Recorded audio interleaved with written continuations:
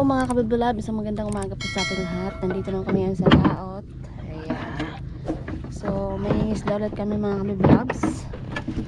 Ayan si Eric.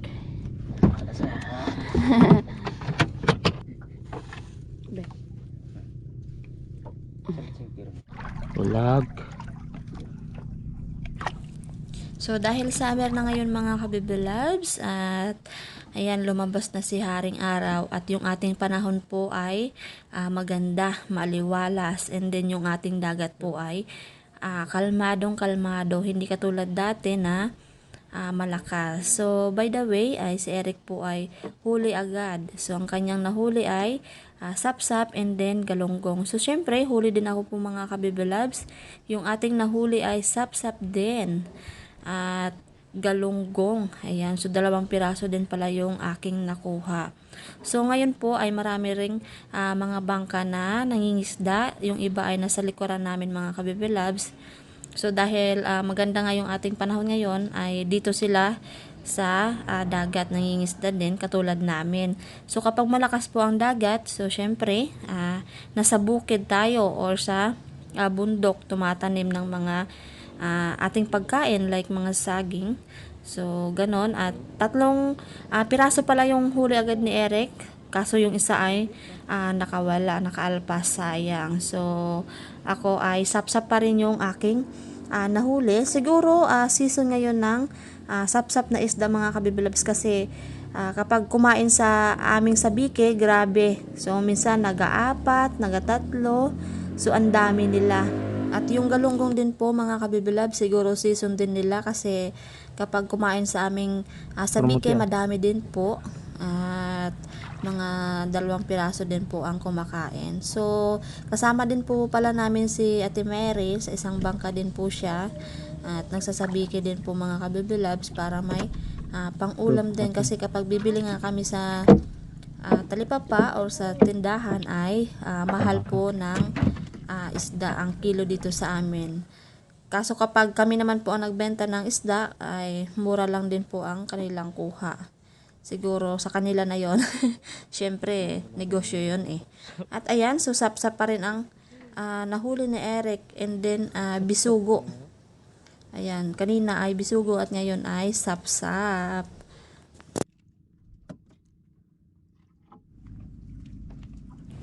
So, bale, 2 piraso pala yung aking nahuli. So, 2 galunggong. And then, kay Eric po ay kitang-kita ko naman dito ay 1 piraso lang. Sap-sap ang kanyang nakuha. Kaso, sa batok tinamaan.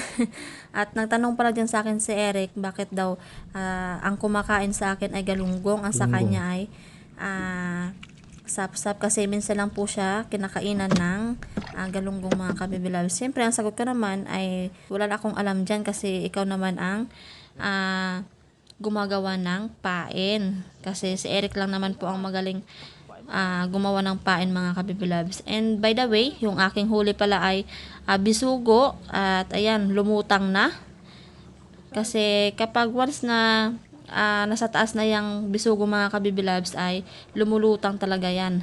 Kaya minsan kapag nakahuli kami ng maliit na bisugo, so hindi na po namin binibitawan, kasi pag once namin nabitawan, so hindi na rin po yun nabubuhay. So lumulutang na lang po sila, kaya ayun, kinukuha na lang po namin mga kabibilabs. So sayang naman. And ayan, so huli ulit ako, sapsap din. At si Eric po ay sapsap din ang kanyang nakuha. So masarap po yan sa pinirito and then pinaksew. Kapag bagong huli yung ating isda or fresh mga kabibilabs, kahit anong luto ay masarap talaga. So syempre ay galunggong ulit yung huli ni Eric. So 2 piraso na. So kanina ay hindi siya nahuli yan ng galunggong, pero ngayon ay nakakahuli na siya ng galunggong and then bisugo ulit. So katulad niyan mga kabibilabs, so maliit, kaso hindi na namin pwedeng bitawan kasi mamamatay din po yun at hindi na siya makakalangoy. Dahil kapag nasa taas na siya mga kabibilabs, yung kanyang dila ay lumalabas. Ayan, so huli rin ako mga kabibilabs. Yung huli ko ay bisugo din. So ngayon po ako po ay magsha-shoutout muna. Shoutout po kay Sir Emer Atalares at sa kanyang asawa po. So si Sir po dito ay nag-comment. So ang sabi po dito ay pa-shoutout po and then musta sa asawa ko na nasa Cavite from your husband. And then ayun, shoutout po kay ma'am sa kanyang asawa. At maraming salamat po sa walang sawang panonood nyo po sa aming YouTube channel. So, God bless po sa pamilya nyo. At sa gusto pong magpa-shoutout dyan, so comment lang po kayo mga kabibulab at isa-shoutout ko po kayo. Yan, salamat po. So, ngayon po ay back to normal ulit tayo. Ayan, huli ulit si Eric. Ang kanyang nahuli ay galunggong ulit mga kabibulabs.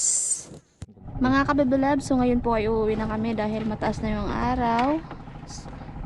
Ayan, so masakit na ang sikat ng araw sa balat. Kaya uwi na kami and then wala na rin pahuli. Ito pala yung aking huli lahat. So madami-dami din. Ayan kay Eric. Yan. Ayan. Ayan. Ikarga na natin. Kinarga mo na bisugan. Pinarga ko na yung malaking pisog. Malaking bisugan. Yan.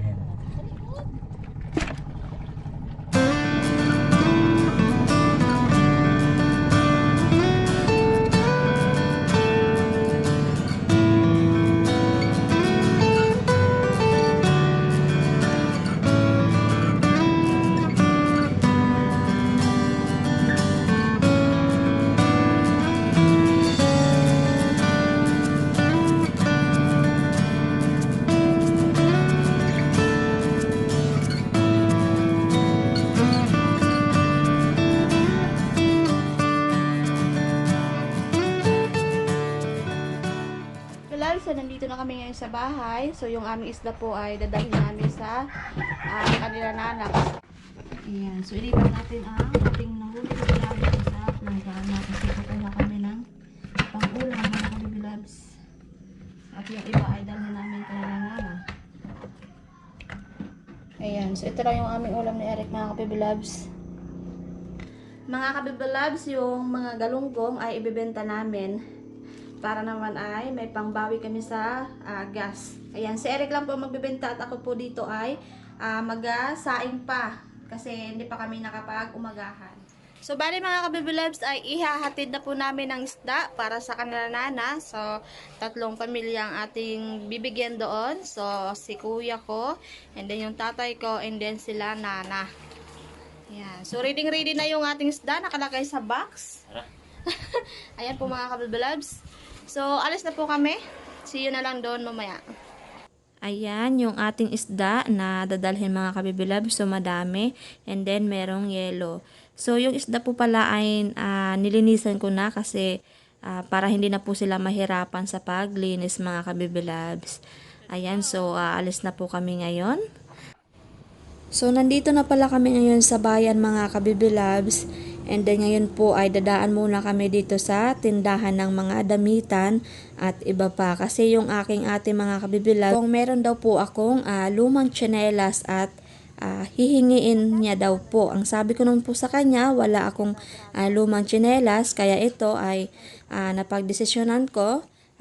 Nabibilhan ko siya ng bagong tsinelas. Kasi yung kanyang tsinelas daw po mga kabibilabs ay manipis na kasi laging pupunta po sila sa bundok at nagtatanim ng saging at lalo ngayon ay season na ng tagtanim ng mga mais. So, ayan, binilhan ko na siya at sinukat ko na kasi parehas lang naman po kami ng paa. So, yung aking piniling tsinelas pala dyan mga kabibilabs ay dragon. So, matibay po yan para kapag pumunta ng bundok ay hindi mabilis masira. So, by the way, ay dumaan din ulit kami dito sa bakery para bumili po ng tinapay para sa aking mga pamangkin at sa kay nana. So, yung aking napili pala ay mamon kasi ito yung paborito po ni nana. So, gustong-gusto niya yan, mamon na tinapay.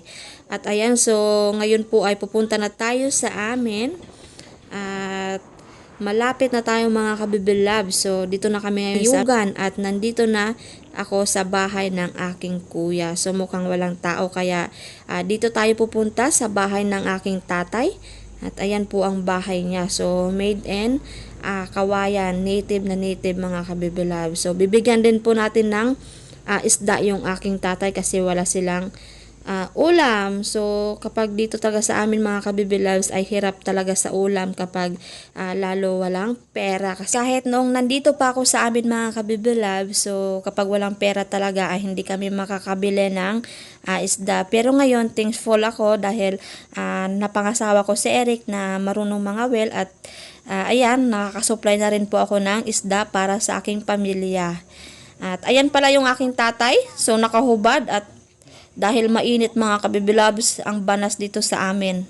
Anyway, dahil walang tao po sa bahay ng aking kuya at ngayon po ay sinasabihan ko ang aking tatay na siya na lang ang kumuha ng isda at damihan niya para siya na lang po ang magbibigay mamaya sa kay kuya kapag dumating kasi sila kuya po ay nasa bundok nga at nagtatanim daw po ng mais at iba pa. At ngayon naman po ay papasok tayo sa bahay ng aking tatay. So, bibigyan natin siya ng tinapay para naman makatikim siya. At yung iba po mga kabibilabs ay dadalhin natin sa kay nana at sa aking pamangkin. So, ngayon po ay pupunta na tayo sa bahay. So, nandito na kami ngayon mga kabibilabs. Nandito na sa bahay, kakarating lang. At ngayon po ay papasok tayo dito sa aming bahay. So, pasensya na mga kabibilabs at medyo makalat. Ayan po pala yung aking ate. So, yan po ang hihingi ng tsinelas. At ayan na ang kanyang tsinelas at binilhan ko na. So, ayan pala yung aking mga pamangkin din. Tuwang-tuwa dahil meron ng tsinelas. So, wala po pala dito si Nana mga kabibilab. Si Nana po ay nasa bundok pala. Ayan, kakarating lang. So, tingnan nyo naman mga kabibilabs kapag nandito si Nana sa amin. Ang kanyang trabaho ay ayan, ting-ting na naman and then kumuha ng kahoy sa bundok at nag-igib ng tubig. So, kaya pala ay wala si Nana sa amin at ito pala din ang kanyang pinagkakaabalahan. So, sila po ay nagkukupras din at tinutulungan ng aking ate. So, ang kanilang kupras po mga kabibilabs ay tuyong-tuyo na. Ayan, so pwedeng-pwede ng ibenta. So, itong kupras pala to ay hindi pa siya na hiwa. So, ito yung na ano na ni Nana na ano nga tawag dito yung nahiwa na nila. Kasi doon kanina ay buo pa, pero dito ay nahiwa na and then ilalagay ito mamaya sa sako. Ayan. At meron pa ditong hindi nahiwa. At meron pa doon sa kalsada. So, dati mga kabibilabs, may nabasa ako sa comment, bakit daw hindi pinapausukan yung pagkupras. So, dito naman po mga kabibilabs, kapag maganda yung panahon, so binibilad lang namin sa init. So, pagkatapos mabenta yung ano nila, yung kupras nila Nana ay bago pa lang pupunta doon si Nana. So, ihahatid siguro nila ate sila Nana. So, hindi na namin sunduin. Ayan, so ito na yung aming dalang isda. So, niluluto na. Ang luto nila ay pinirito din mga kabibilabs. At yan pa yung iba. Ayan mga kabibilabs si Nana. Hindi pa ako makapunta dyan sa kanila dahil ang aking kupras hindi pa tapos. Baka mga linggo pa. So, nagpasama pala ako kay Nana mga kabibilabs para kumuha ng Indian Mingo. At ayan, kita nyo naman maraming nalaglag na hinog na Indian Mingo kasi doon sa amin mga kabibilabs ay walang Indian Mingo kaya kukuha tayo dito ng marami at dadalhin ko. So, meron na tayong nakuha, 2 piraso, yung iba ay nalaglag mga kabibilabs. So, kasi hinog na siya. At ito na po yung ating nakuha Indian Mingo. So, madami po yan mga kabibilabs. Dadalhin natin sa bahay. Mga kabibilabs, so uwi na kami kasi nagpaalam na rin kami doon kay Nana. So, nagtago lang kami kasi yung aking pamangkin ay sa akin, gustong sumama. Kaya, mabilisan lang. So, uwi na kami.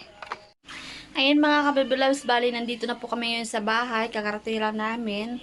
At yun lang, so si Nana po ay hindi nga natin kasama. So mga ilang araw ay dito na rin yun. So kasabay yun sa pagpunta ng aking ate kasi magpapasyal daw sila ate ko dito. At baka mga will sila. Para susunod ay may pandala din sila ng isda para may pang-ulam. So, ayun lang po mga kabibalabs at maraming salamat po sa walang sawang pagsuporta nyo sa aming YouTube channel. Ayan. So, shout out po dyan sa mga mahal nating viewers, lahat-lahat. So, ingat po kayo and God bless. Bye-bye!